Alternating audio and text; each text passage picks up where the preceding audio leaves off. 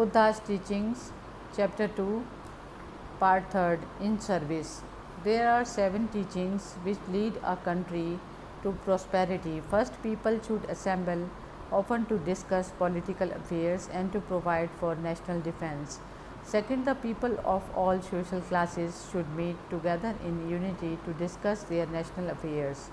Third, people should respect old customs and not change them unreasonably, and they should also observe the rules of ceremony and maintain justice. Fourth, they should recognize the differences of sex and seniority and maintain the purity of families and communities. Fifth, they should be filial to their parents and faithful to their teachers and elders. Sixth, they should honor the ancestors' shrines and keep up the annual rites. Seventh, they should esteem public morality, honor virtuous conduct, listen to honorable teachers, and make offerings to them. If a people follows these teachings well, it will surely prosper and will be held in respect by all other countries. Once there was a king who was notably successful in ruling his kingdom. Because of his wisdom, he was called King Great Light. He explained the principles of his administration as follows. The best way for a ruler to reign over his country is first of all to rule himself. A ruler should come before his people with a heart of compassion and should teach and lead them to remove all impurities from their minds. The happiness that comes from good teachings far exceeds any enjoyment that the material things of the world can offer. Therefore, he should give his people good teaching and keep their minds and bodies tranquil. When poor people come to him, he should open his storehouse and let them take what they want, and then he will take advantage of the opportunity to teach them the wisdom of ridding themselves of all greed and evil. Each man has a different view of things according to the state of his mind. Some people see the city where they live as fine and beautiful, others see it as dirty and dilapidated. It all depends on the states of their mind. Those who hold good teachings in respect can see in common trees and stones all the beautiful lights and colors of lapis lazuli, while greedy people who do not know enough to control their own minds are blind even to the splendors of a golden palace. Everything in the nation's daily life is like that. The mind is the source of everything, and therefore the ruler should first seek to have his people train their minds. The first principle in wise administration is like the principle of King Great Light, to lead the people to train their minds.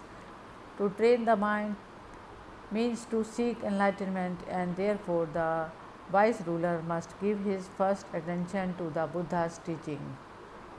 If a ruler has faith in Buddha, is devoted to his teachings, appreciates and pays tribute to virtuous and compassionate people, there will be no favoritism toward either friends or enemies, and his country will always remain prosperous. If a country is prosperous, it is not necessary for it to attack any other country, and it doesn't need any weapons of attack. When people are happy and satisfied, class differences disappear, good deeds are promoted, virtues are increased, and people come to respect one another. Then everyone becomes prosperous, the wealthier, and temperature become normal, the sun and the moon and stars shine naturally, rains and winds come timely, and all natural calamities disappear. The duty of a ruler is to protect his people. He is the parent of his people, and he protects them by his laws. He must raise his people like parents raise their children, giving a dry cloth to replace a wet one without waiting for the child to cry. In like manner, the ruler must remove suffering and bestow happiness without waiting for people to complain. Indeed, his ruling is not perfect until his people abide in peace. They are his country's treasure. Therefore, a wise ruler is always thinking of his people and doesn't forget them even for a moment. He thinks of their hardships and plans for their prosperity. To rule wisely, he must be advised about everything, about water, about drought, about storm, and about rain.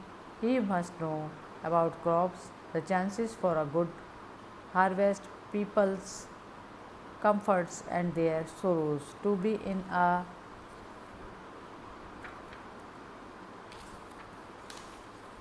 position to rightly award, punish, or praise, he must be thoroughly informed as to the guilt of bad men and the merits of good men. A wise ruler gives to his people when they are in need and collects from them when they are prosperous. He should exercise his correct judgment when collecting taxes and make the levy as light as possible, thus keeping his people consonant. A wise ruler will protect his people by his power and dignity. One who thus rules one's people is worthy to be called a king. The king of truth is the king of kings. His ancestry is the purest and the highest. He not only rules the four quarters of the world, but he is also Lord of wisdom and protector of all virtuous teachings. Wherever he goes, fighting ceases and ill will vanishes. He rules with equity by the power of truth, and by vanquishing all evil, he brings peace to all people. The king of truth never slays or steals or commits adultery. He never cheats or abuses or lies or talks idly. His mind is free from all greed, anger, and foolishness. He removes these 10 evils and in their place establishes the 10 virtues. Because his rule is based upon truth, he is invincible. Wherever truth appears, violence ceases and ill will vanishes. There is no dissension among his people, and therefore they dwell in quietness and safety. His mere presence brings peacefulness and happiness among them. That is why he is called the King of Truth.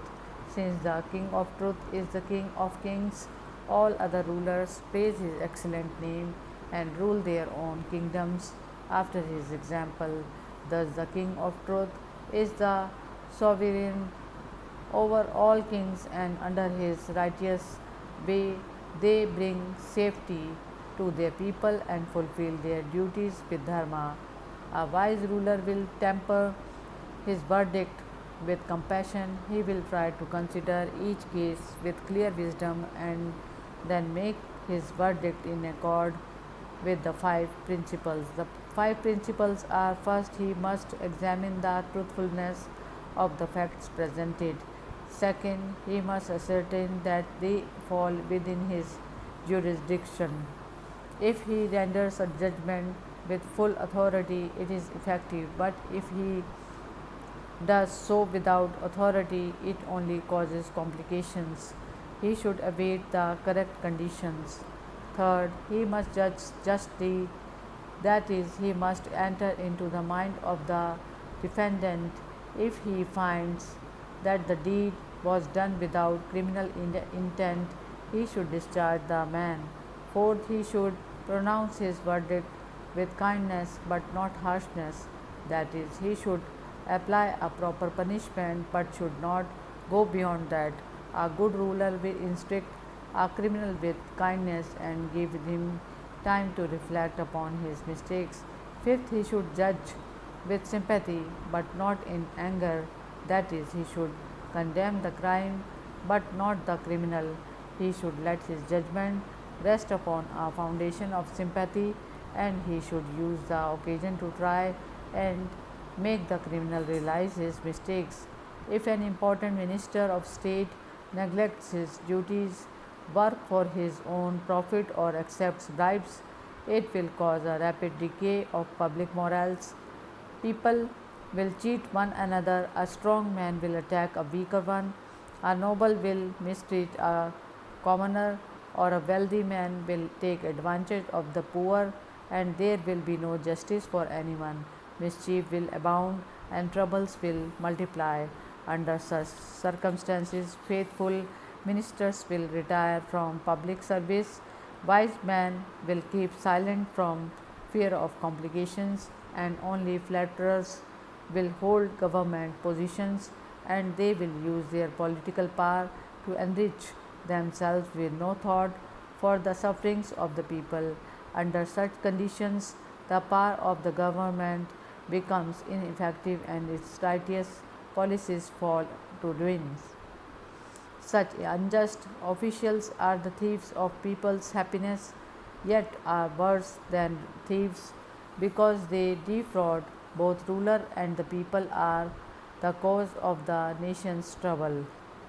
The king should root out such ministers and punish them. But even in a country which is ruled by a good king and by just laws, there is another form of disloyalty. There are sons who give themselves up to the love of their wives and children and forget the grace of their parents who nursed and cared for them during many a year. They neglect their parents, rob them of their possessions, and neglect their teaching. Such sons are to be counted among the most wicked of men. And why? It is because they are unfilial to their parents, whose long love has been very great, a love that could not be repaid even if the sons honored and treated them kindly throughout their lives. Those who are disloyal to their ruler and unfilial to their parents should be punished as the worst of criminals. And also, in a country which is ruled by a good king and by just laws, there is still another form of disloyalty. There are people who are entirely forgetting the three treasures, the Buddha, the Dharma, and the Sangha. Such people destroy their country's sanctuaries, burn the sacred scriptures, make the teachers of righteousness serve them, and thus violate the sacred teachings of Buddha. They are also among the worst of criminals. And why? It is because they destroy the spiritual faith of their nation, which is its foundation and the source of its virtues. Such people, by burning the faith of others, are digging their own graves. All other sins may be regarded as light in comparison with these disloyalties. Such disloyal criminals should be punished more severely. There may be a conspiracy against a good king who is ruling his country according to right teaching, or perhaps foreign enemies may raid the country. In such a case, the king should make three decisions. He should decide first, these conspirators or foreign enemies are threatening the good order and welfare of our country. I must protect the people and country even with armed force. Second, I will try to find some way of defeating them without resorting to the use of arms. Third, I will try to capture them alive without killing them if possible and disarm them. By adopting these three decisions, the king will proceed most wisely after setting necessary posts and giving instructions. By proceeding in this way, the country and its soldiers will be encouraged by the king's wisdom and dignity and will respect both his firmness and grace. When it is necessary to call upon the soldiers, they will fully understand the reason for war and its nature. Then they will go to the field of battle with courage and loyalty, respecting the king's wise and gracious sovereignty. Such a war will not only bring victory but also add virtue to the country. Hari Om Tat Sat.